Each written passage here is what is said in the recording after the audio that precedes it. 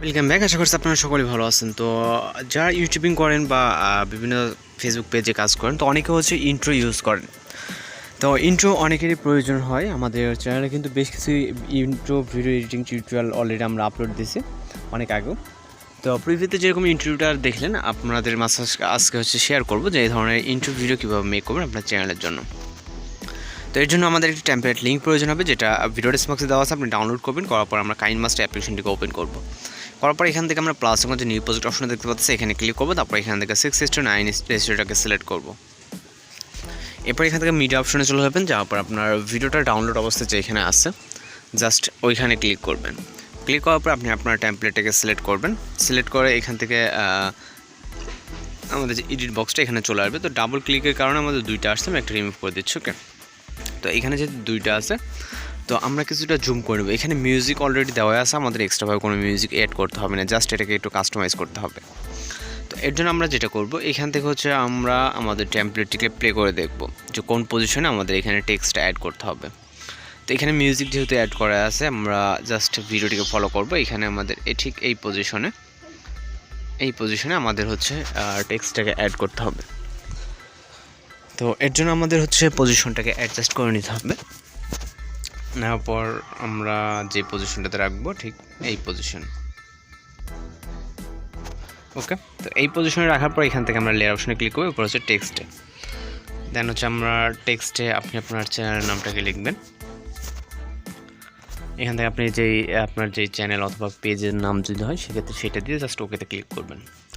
এরপর এখান থেকে আমরা একটা ফন্ট অ্যাড করবো। এই জন্য এখান থেকে যে আইকন আছে অর্থাৎ ফন্টটা এখানে ক্লিক করবেন। দেন এখান থেকে আমি একটি ডাউনলোডকৃত ফন্ট ইউজ করবো। আপনারা চাইলে স্টোর থেকে যে কোনো ফন্ট ডাউনলোড করে নিতে পারেন অথবা ইম্পোর্ট করে নিতে পারেন। ওকে, তো আমি এখান থেকে এই ফন্টটাকে সিলেক্ট করছি। আপনি আপনার মতো করে যে কোনো একটা ফন্ট সিলেক্ট করে জাস্ট টিক অপশনে ক্লিক করবেন।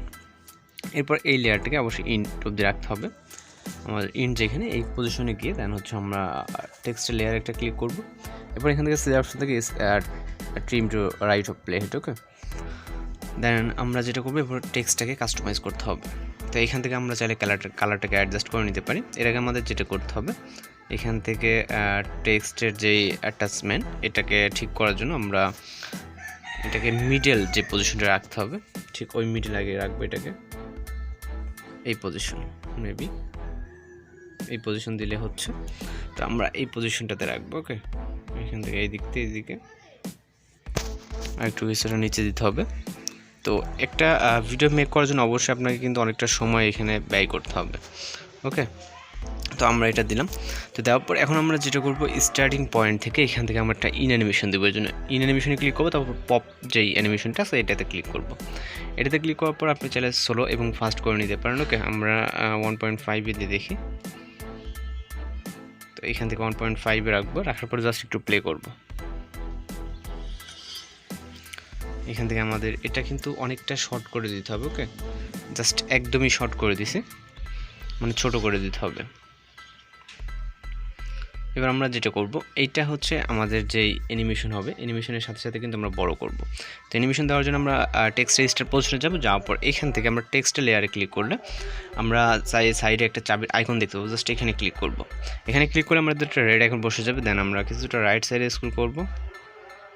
করার পর আমরা আমাদের টেক্সট সাইজটাকে সাথে সাথে কিছুটা বড় করব। ওকে, তো এখানে আমাদের যতটুকু প্রয়োজন হয়, এখানে যতটুকু প্রয়োজন হবে ঠিক ততটুকু জুম করে নিতে হবে। একটু একটু করে আমরা এটাকে হচ্ছে জুম করব, মানে সাইডে স্ক্রল করব এবং জুম করব। ওকে, তো এইভাবে আপনাদেরকে হচ্ছে টেক্সটটা কাস্টমাইজ করতে হবে। আপনারা একটু সুন্দর করে অ্যাটাচমেন্ট করে নিলে আরও সুন্দর হবে। ওকে, যেমন আবার রাইট সাইডে একটু গ্যাপ আছে, আপনারা এই জিনিসটা একটু খেয়াল রাখবেন যে কোন সাইডে কতটুকু গ্যাপ বা কি। ওকে, আমার যেমন রাইট সাইডে একটু গ্যাপ, সেক্ষেত্রে আপনারা একটু এটার সাথে সাথে এটা একটু কাস্টমাইজ করে নিতে পারেন এইভাবে। ওকে, এইখানে যেমন ছিল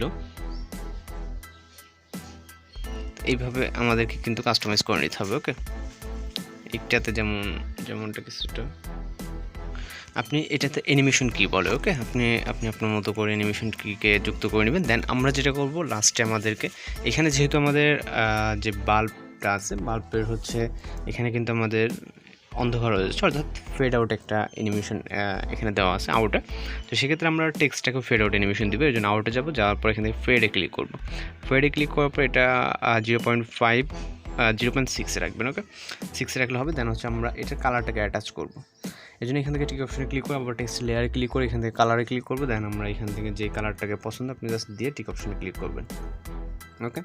আপনি চাইলে অন্য কোনো কালার এখানে ইউজ করতে পারেন, এখানে বিভিন্ন ধরনের কালার আপনি দেখতে পাবেন, ওকে। তারপর এখন জাস্ট আমরা এতটুকু প্লে করবো যে কতটুকু এখানে ঠিক আছে। তো এখানে আপনি আপনার মতো করে একটু কষ্ট করে অ্যাটাচ করে নিলে আরও অনেক সুন্দরভাবে কিন্তু ভিডিওটা মেক করতে পারবেন, ওকে।